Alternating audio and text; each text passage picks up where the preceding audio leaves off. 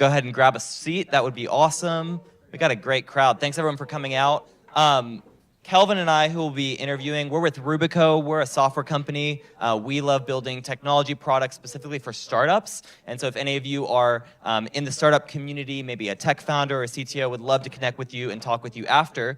But tonight we have the awesome privilege of interviewing Josh with Free Water. Free Water is the world's first free beverage company. Hopefully you grabbed a Free Water. If you didn't get a chance, they're back there. We also love the social impact that Free Water is having. They donate 10 cents per bottle to charity. And so we're so grateful for Josh to be here. Will you guys give Josh a warm welcome?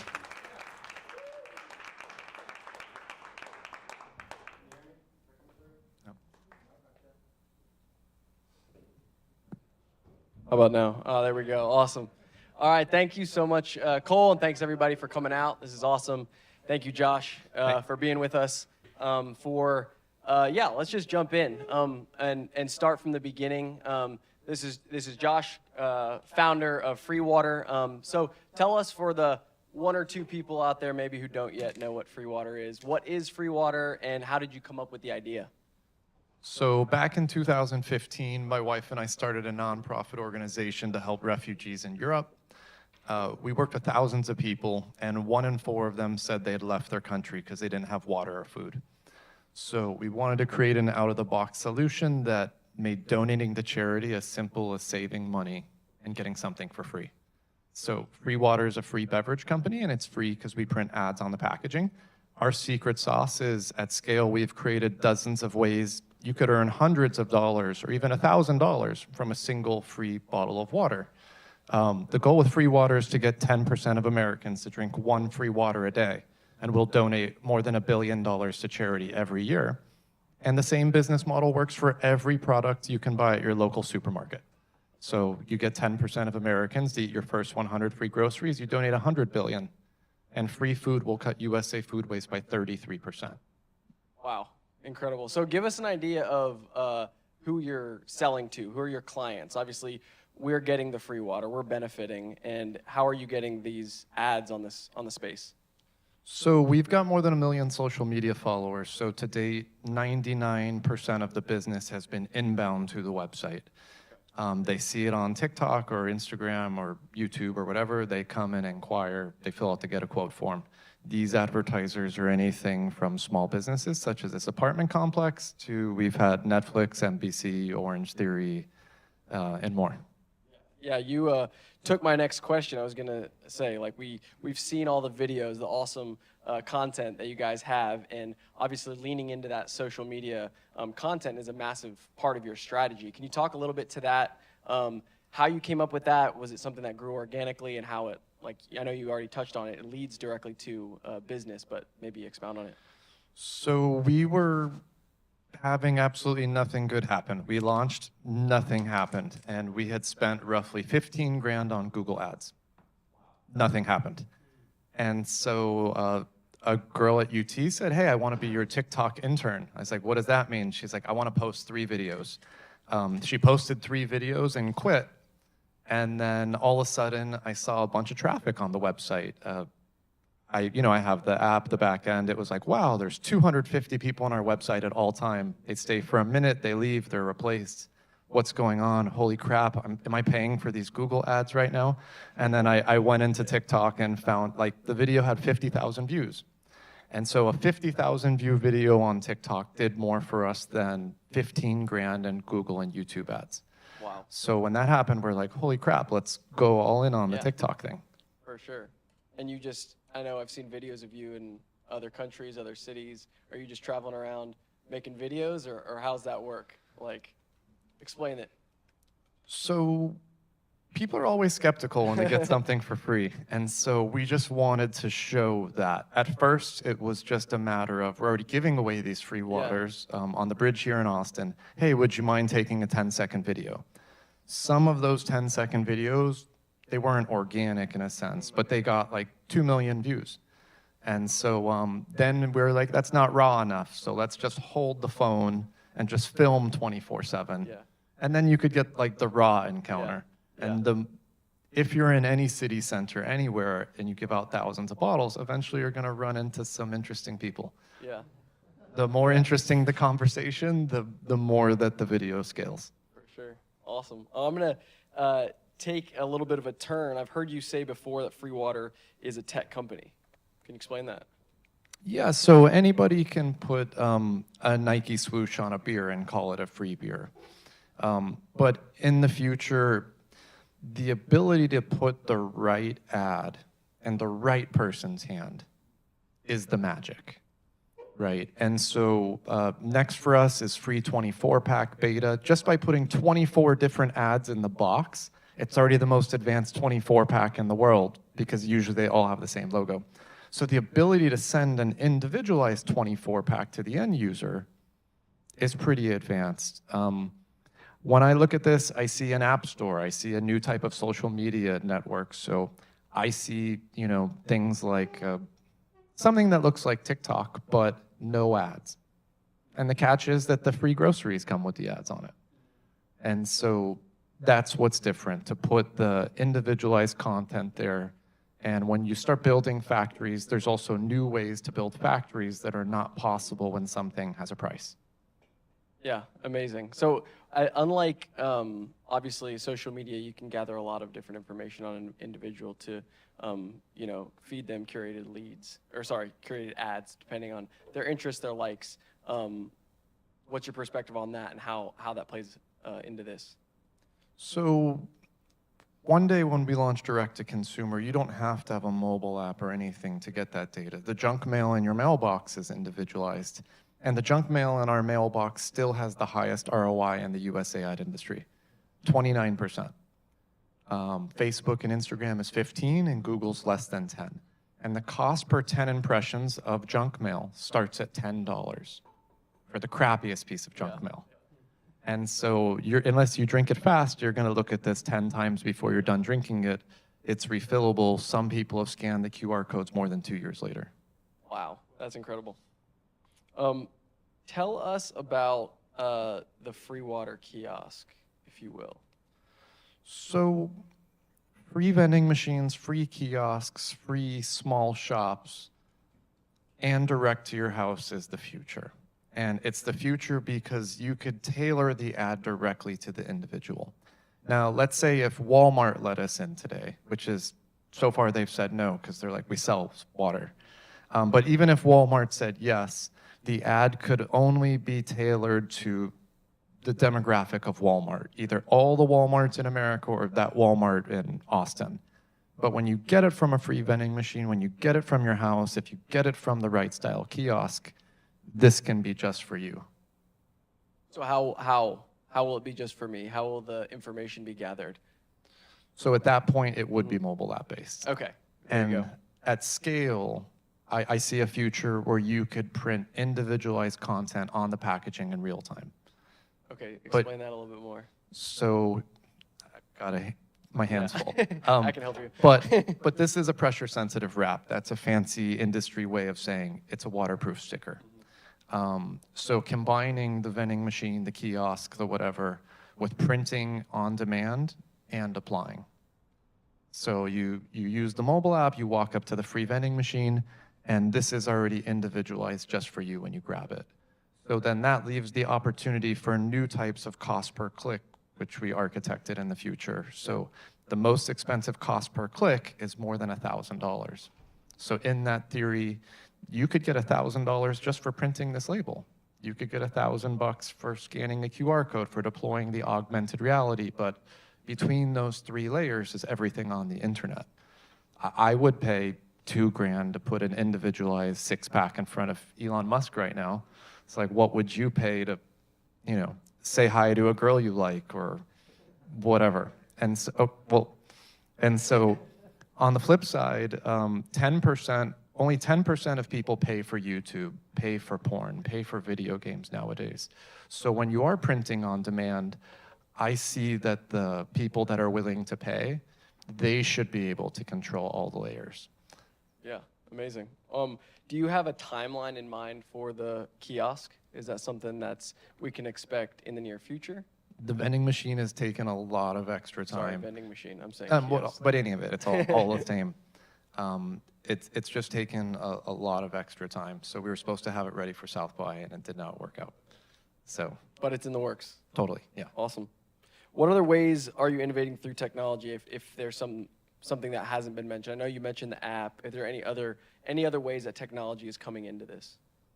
Sure. So a lot of this doesn't come into play because we outsource right now. But there's new ways to build physical infrastructures and do delivery that are not possible when things are sold for a price. For example, the trash person picks up the trash at your house, then goes to the next house, and the next house, and the next house. They do it hundreds or thousands of houses in a row. Why? Because it's efficient, right? And it's local. The trash person doesn't pick up the trash from your house, drive 20 miles over there, 5 miles over here, 7 miles over here. But that's how Amazon makes all their deliveries.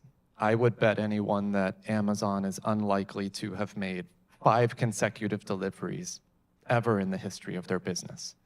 And so there's new models on making localized fulfillment on a lot of products. Making it locally, distributing it locally, all individualized and consecutively. So when you get to that point, your family doesn't want the free water or the free groceries, you opt out, and we skip your house. But that's part of the long-term moats in this industry. The Cokes, the Pepsis, the Nestle's, the Amazons, the Walmarts, they built the wrong physical infrastructure. So they will never be able to profitably offer free delivery. You just mentioned groceries. What other free products? I know I've heard you speak to this in the past. What other free products can we expect, or are you thinking about in the future, and what does that look like? So the free water business model works for anything. I mean, it started with porn, right? Those are real people, you know. And so there's two categories of free or negatively priced or subsidized products. The first one we call BVRE, below the value of the real estate. That's the free water category. Cereal boxes, pastas, cars, different things. The real estate is worth more than the product, the distribution, your bottom line. This one works for water, soda, beer, legal marijuana, fruits, vegetables, toiletries, household cleaning items, low-end generic pharmaceuticals, a lot of stuff. In some cases, maybe even a building. Now, then we have the second category, AVRE, above the value of the real estate. If this was a $40 bottle of tequila or a fancy piece of fish, there's no way putting a Nike swoosh on that fish packaging could pay it off. But at the price of digital ads, especially in a more targeted digital ads, that could pay for that too. So an example is Pepsi's doesn't have ads on their can right now. Any of you could make a mobile app where you're compensating people for your time. Let's say you watch 4 videos and you get $1 worth of credit. And now you could go to your local supermarket, put the Pepsi across the kiosk, boop, and you pay them $1. So even if Pepsi didn't want their product to be free, people accept digital. The store gets their asking price. Like, the digital ads are worth more than that.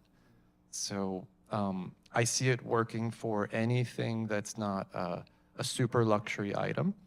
And this is one of the only industries that accelerates with AI and automation. Because the more automated and streamlined it is, it's cheaper to make things, making it easier to be in the BVRE or AVRE category.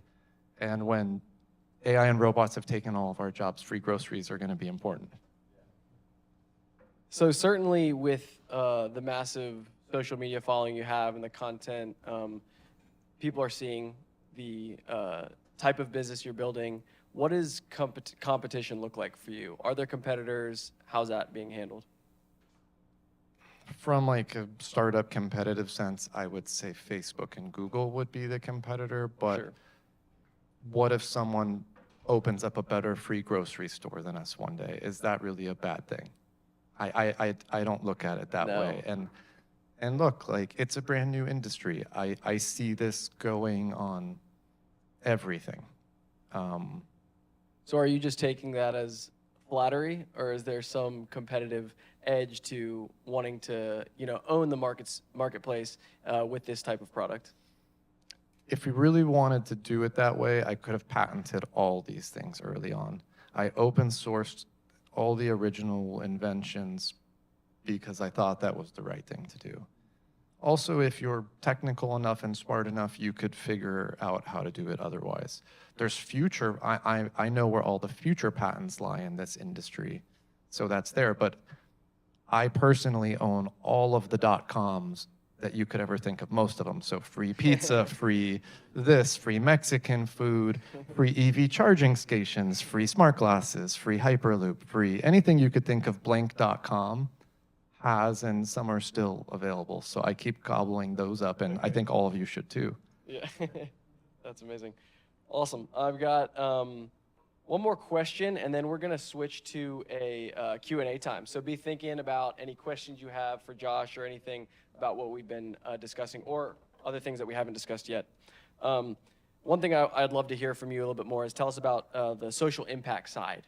I know you mentioned a little bit in the beginning, but I'd love to hear more about that.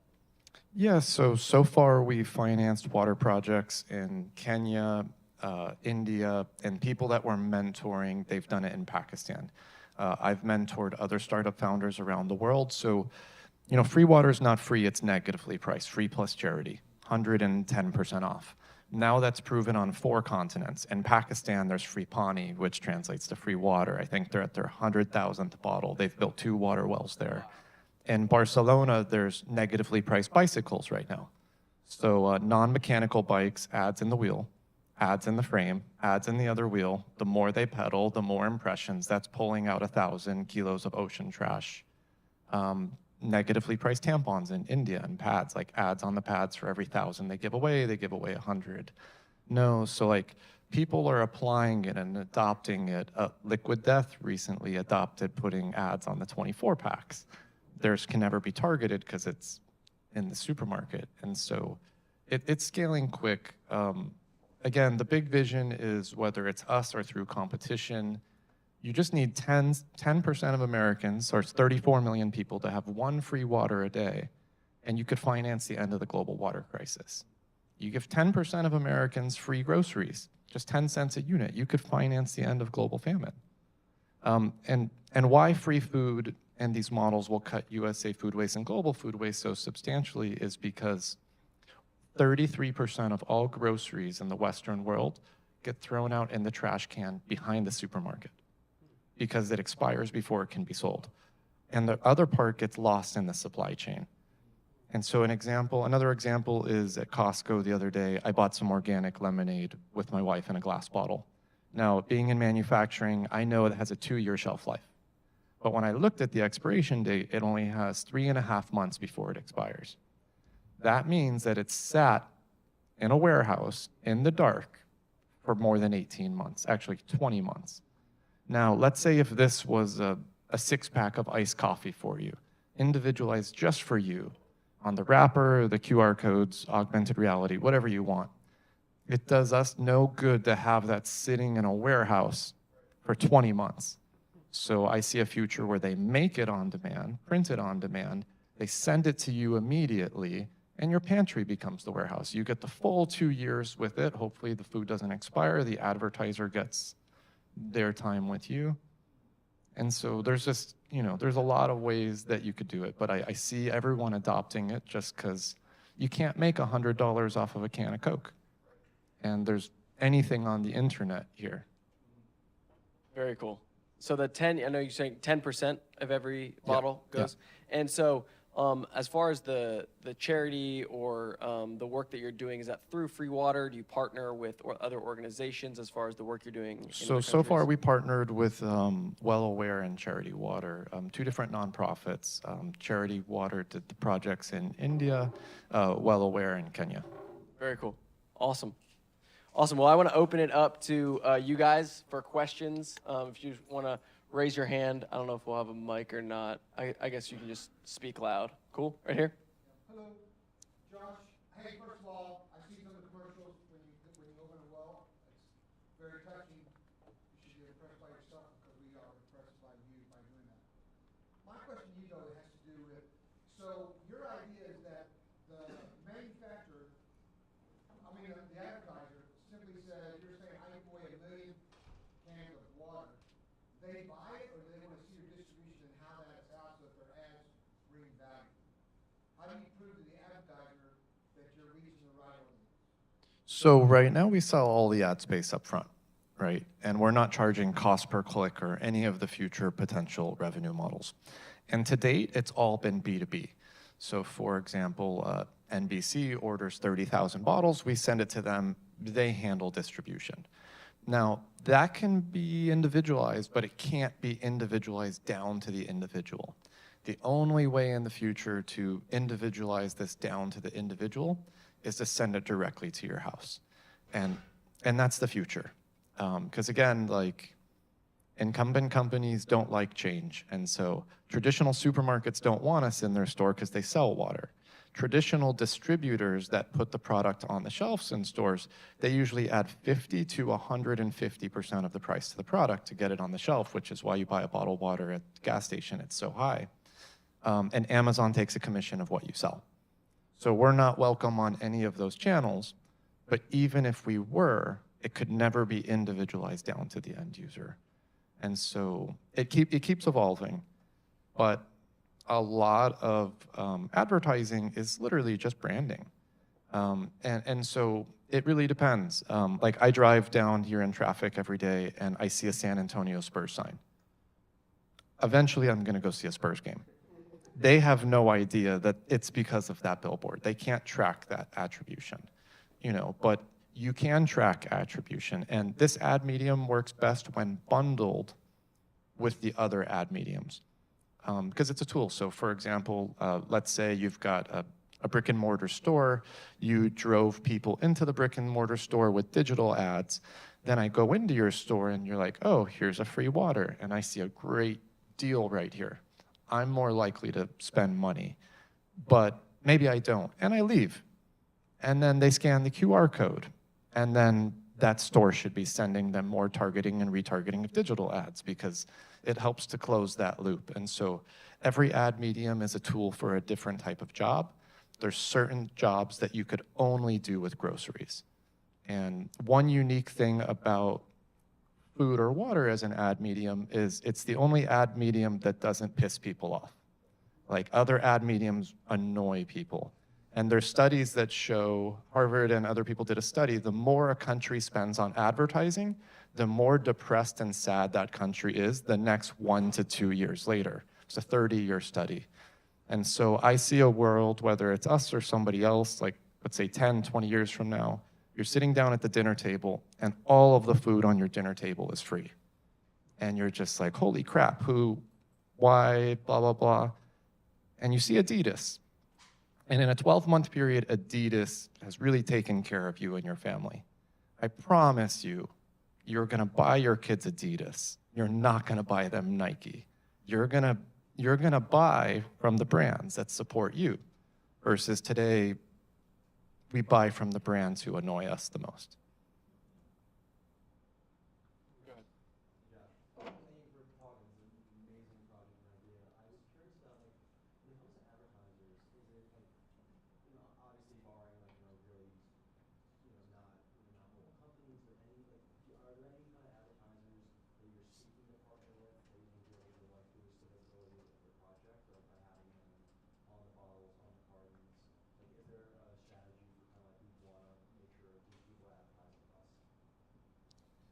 Yeah, I mean, last year was a big year for us because it was the first year we got billion-dollar companies. When this was in the idea phase during the pandemic, I was on Clubhouse a lot, and I got to speak to like Mark Randolph, the founder of Netflix, and he's like, there's no way this is gonna work. And I asked him, well, what do I have to do to prove to someone like you that this is a future? He said, when you get a billion-dollar company to order 2 times from you in a year, now you've proven out this new hundreds of billions of dollar industry. Well, prior to last year, mom and pop businesses were reluctant because our prices were higher, and they're also like, hey, you don't have Home Depot or McDonald's, so it must not be a good ad medium. Last year, NBC placed 3 or 4 orders in 100 days. And so that was a great thing to see. They did like America's Got Talent, Ninja Warrior, a lot of their shows, NASCAR, Golf Pass.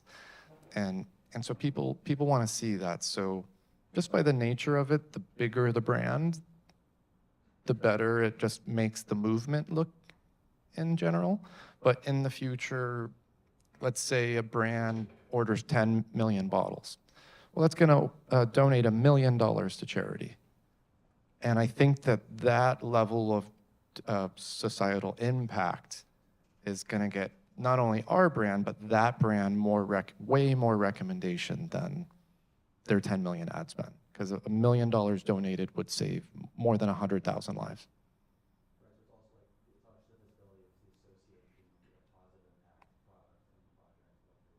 Yeah, 1,000,000%. Yeah, right here. I'm curious on the other side, on the supply side. So you're talking about like delivering locally, right, to different folks like at their doors. And I'm just kind of curious, like what that looks like. Is that like you're the distributor for that to the individuals at their homes, and or is it something like? And then also you're talking about how like 50%, right, of the grocery cost, right, comes from the person putting it right on the shelf. So there's, you know, a cost to that too. But you mentioned that it's less if we're able to do this kind of like local delivery. So I'm just kind of curious what that kind of looks like, and if that's like on the horizon for you, or if it's like more focused on like the vending machine kind of thing. So coming soon, if an advertiser wanted to pay for it, we could ship a 24-pack targeted to somebody's house anywhere in America, but that's built on the back of FedEx and the current shipping things. And we're outsourcing. It's not the future that I envision. But with like beer canning lines, water, the simple things, these are very high efficient machines. So let's say a $10 million investment owning the land, the building, the machines, the labeling, the software, everything. You could manufacture on the low end 40 million of these bottles. And if you want to buy like Chinese canning machines, 250 million bottles on a $10 million investment. So 10 million in can bring in a minimum of 40 million in annual revenue. And so for Austin, you would actually have 20 of those locations. Like there's a McDonald's on every corner. I see there being a free water station. And yeah, the first one would still ship nationwide and blah, blah, blah, blah. But one day when you start building micro factories and scaling them, you'll make things at location A and you'll ship them as close to location A as possible. And even the aluminum bottles, we do the aluminum bottles and the paper cartons because those are the greenest things available to us today. I would love to use reusable glass. Number one, we don't even, that's not even in America. We're like one of the only countries that doesn't have that. But I also see you being able to 3D print the packaging out of hemp one day. So you should be able to 3D print the packaging, do the printing, do the filling, all in a single location, distribute it locally, and even maybe recycle it. But you could do a whole circular supply chain in 10 or 20 miles versus this, which is the greenest packaging in the US available today. This might have traveled 20,000 miles to get into my hand. And that's the problem with the current system, where even the green things are not green, but 20,000 miles versus in the future, whole supply chains for certain goods can be 10 miles. And so it changes, but I'm a no-name founder. I don't have a background. I don't have any serious exits. Like most of us have to baby step. It takes time, you know, but the future is making things at location A, distributing them as close to location A as possible. And then maybe you could do a circular thing versus the current system. I mean, let's just say if it was a plastic bottle too, that started in oil in Saudi Arabia, then went on a tanker ship to China. They turned it to plastic pellets. If you want to use Fiji as an example, they sent the plastic pellets to Fiji. They smelted the bottle there. They filled it with water. They sent it to Austin. That sat in a middle person warehouse for 18 months, then went to another 3PL, then got to your store shelf. Then you buy it. Then you drink it. You throw it in the recycle bin. Only 9% of it is recycled. Because if you look under the plastic bottle, it has to have the same number in the thing for it to be recycled with the other ones. And then we likely will either throw that in a dump here or we'll pay to ship it to India or Malaysia and throw it away in their yard. So if you think about like that level of mileage, it's pretty fucked up. Wow. The endurance on this hand raise has been impressive. You guys thought about allowing the consumer to choose the charity in exchange for further attribution data at that point? The possibilities are endless. My problem as a crazy founder, I've spent too much time in the early days just thinking of like 1 zillion possibilities. But the possibilities are absolutely endless. You know, I call it a triple blank canvas. You could print anything on the physical packaging, you could connect anything on the internet with a QR code, and you could use augmented reality to advertise beyond it. And so a traditional slot machine with 3 reels, I believe there's like more than 1 billion possibilities when you pull that. But those are not infinity, right? There's a limited number of things on each reel. But infinity times infinity times infinity is infinity. So like, we could do anything. We just don't want to print hate speech. We've only had to turn down 1 ad so far, which was a political group, and they're just, you know, they wanted to potentially advertise something that is against our guidelines. We currently have the most strict guidelines too. But this is the phenomenon if you're an impact brand. Like my wife will probably divorce me if we took ad money from her least favorite politician. But what if that politician wanted to order 10 million bottles? And what if it was the worst thing in the world and it blatantly violated every single one of our guidelines? But those donations would save 250,000 lives. It would be hard for me as a founder, even though it breaks the guidelines tremendously. It has to be a conversation, because like Google will just take the money, Facebook will just take the money.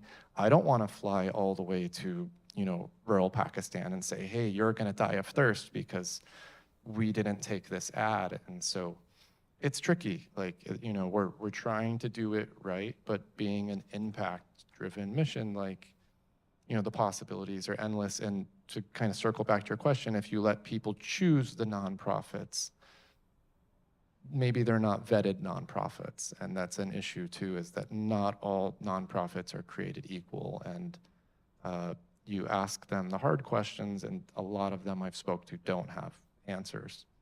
And so we chose Charity Water and Well Aware so far because I could ask them the tough questions and they don't fold. They've got great answers. And I went to Africa to check Well Aware's last year, and they have a lifetime guarantee on their work. A lot of people, like Mr. Beast, makes the well and then they see it immediately. But statistically, 60% of all water well projects are broken within 180 days. And then people don't fix them. So when I was in Kenya, I saw like graveyards of water wells with like big nonprofits' names on them, with people's handprints, and it's like, hey, Rotary Club, Toronto, we're amazing, and graveyards, and really bad projects. And so that's why I went, you know, 18 months later, and they did what they said, it was still working. And then they toured me to things that they've done 10 years ago, and they were working. Let's do just like 3 more questions. Let's go right here.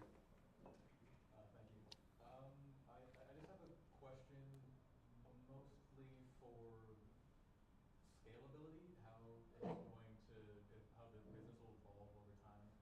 I was just wondering about the localization thing, because of you said that these can be printed on demand, and that's how it generates a lot of these. But the demand can kind of change between person to person, the way that the demand for water is pretty much universal. Everybody needs water. But if I go to a grocery store and I buy I buy different things than this person, this person, this person. How do you handle getting the correct product to where it's demanded? Okay, cool. So let's also get it straight. Like, we're early, so I could tell you where I see this industry going. And so in a world beyond like things like water-free, let's just scale to the future, where just about everything that fits into this category is available. There's new types of data sets that we call honest data.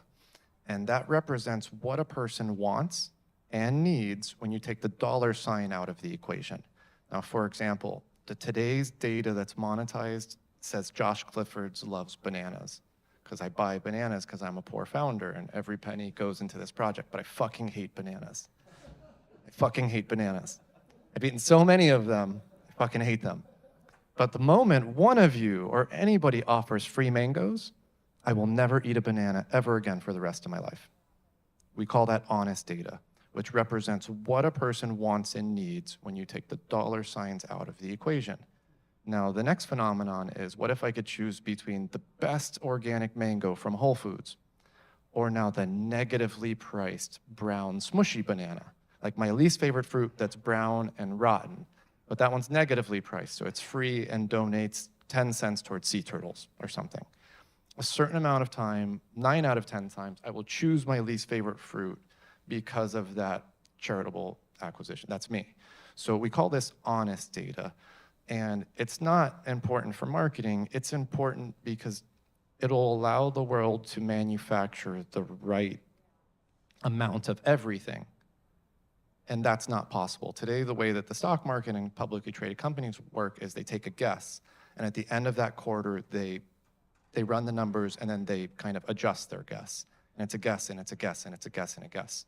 We'll never know how many plaid blue t-shirts there needs to be, or how many bananas, or how many liters of fuel until these things are free. And so that will help with the predictability question that you're asking. In terms of scalability, even today, if you please go ahead and order 250 million bottles, and that's probably what we could fulfill this year. We just don't have the app. Like, we could outsource that easily. And in terms of like scalability, other than probably North Korea, and you could still find them there, you could find Coca-Cola everywhere. So like Coca-Cola, Pepsi, Heineken, they're everywhere, right? And so even without putting the ad on that Coca-Cola can, you could still make it free, any of you guys, by making an ad platform that pays you for your time. And then you go to any local store, boop, and buy it. You've made Coke free. And so it's scalable. It's already scaled. Now, do you want to scale it on today's infrastructure, which is less efficient, or do it on these future infrastructures? That's going to allow the cost to be driven down so much more, increased margins, and possibilities are endless. Well, thanks for sharing your story, Josh. It's pretty interesting. The question I keep coming to is, like, how do the unit economics work? Like, what is the revenue that you get from like one bottle you project if it's like targeted? And like, you're saying this maybe work for other kinds of, food. So I was kind of curious, like, what does the unit economics look for these kind of things? So right now our margins are roughly 30%. But if you wanted to advertise with us 2 years ago when we had no volume outsourcing, our price was 40% higher. So the more volume we have, the cheaper our prices can go, the lesser we could charge for the ad medium, we could open up to more options. The possibilities are endless. If you opened up a bottling plant right now and you were doing decent volume, your cost per unit, and this isn't us, right? This would cost you 25 cents to make, even by making it individualized. Now, even if you sold the ad space for $1 at scale, that's really good margin.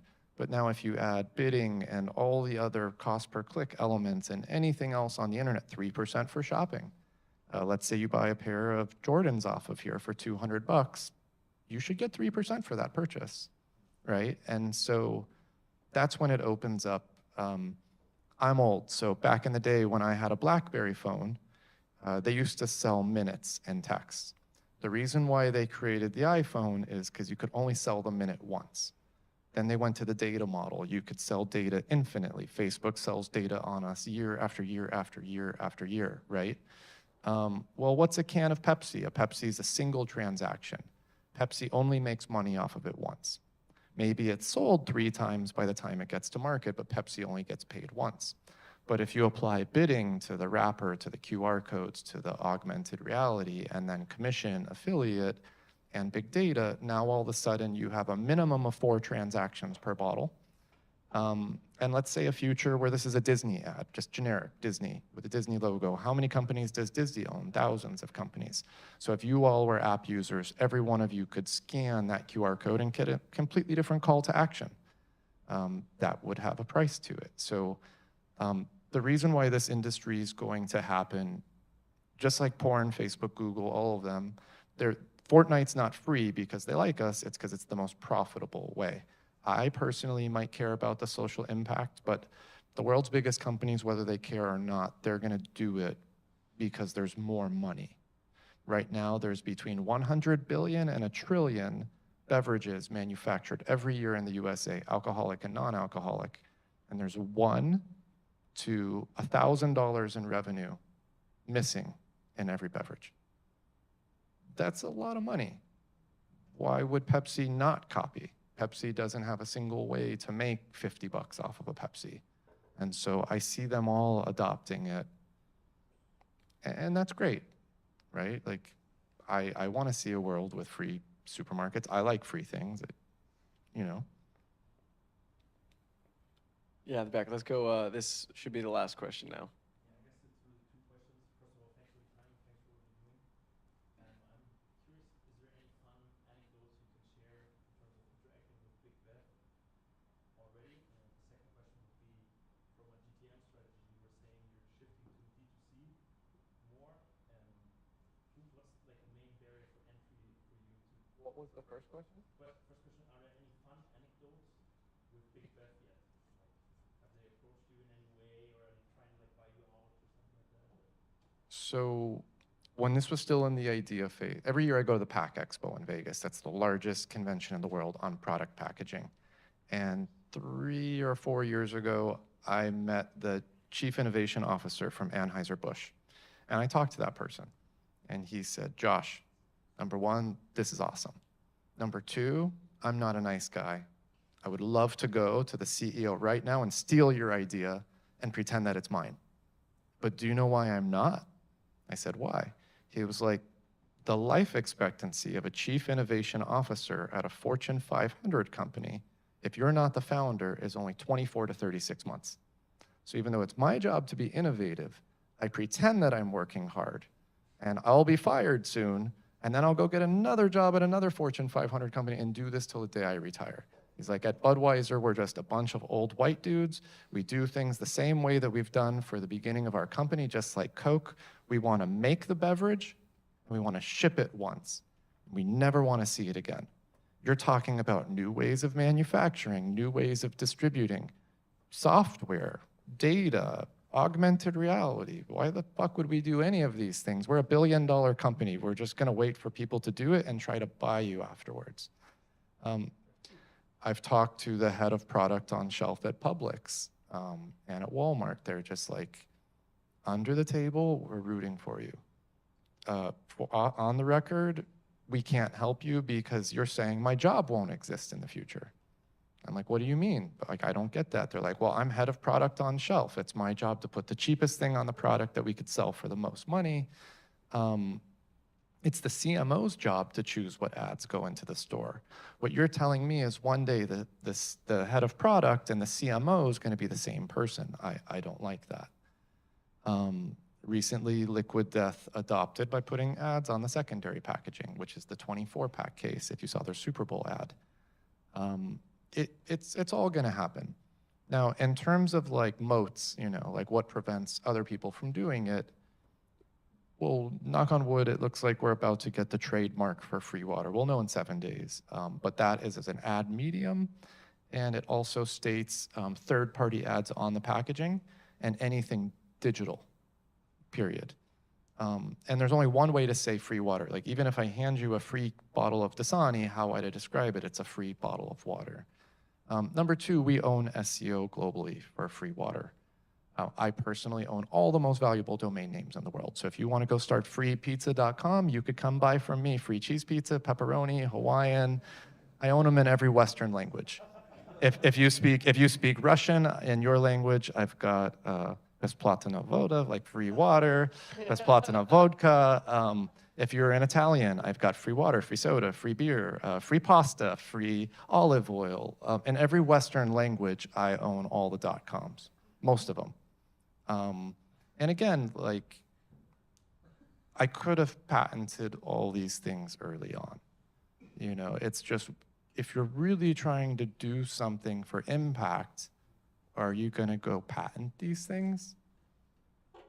We're all wearing t-shirts. These are all different t-shirt companies, right? It's not all Nike or all. So I see a world, these are all light bulbs. Like, do we all buy the same light bulbs? Like, I just see a world where all this is happening. When I was a kid in the 90s, no one thought porn was going to be free.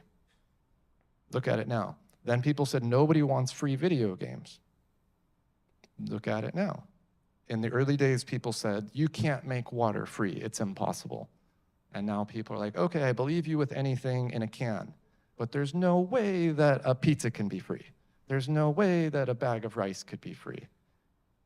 It will be free. What won't be free is a Rolex watch. What won't be free is, but like a Tesla Model 3 Cybertruck, totally. Because what's the payment on that Tesla Model 3? Let's say $499 a month. What's the ad space on if you wrapped ads on that Tesla Model 3 in Austin right now? More than $500 a month.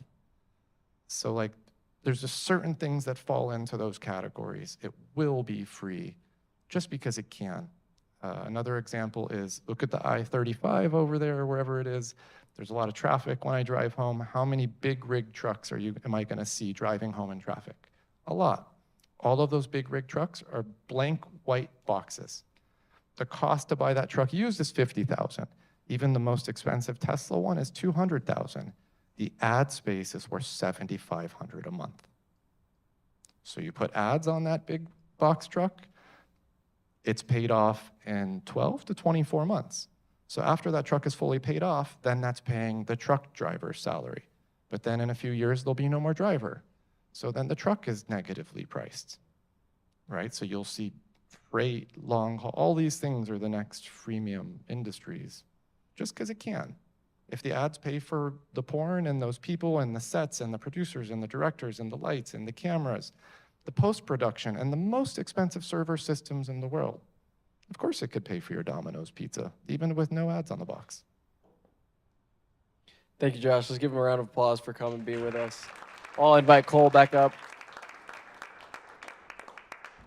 Josh, one more question for you is. Oh, sorry, to turn it off. Is it on?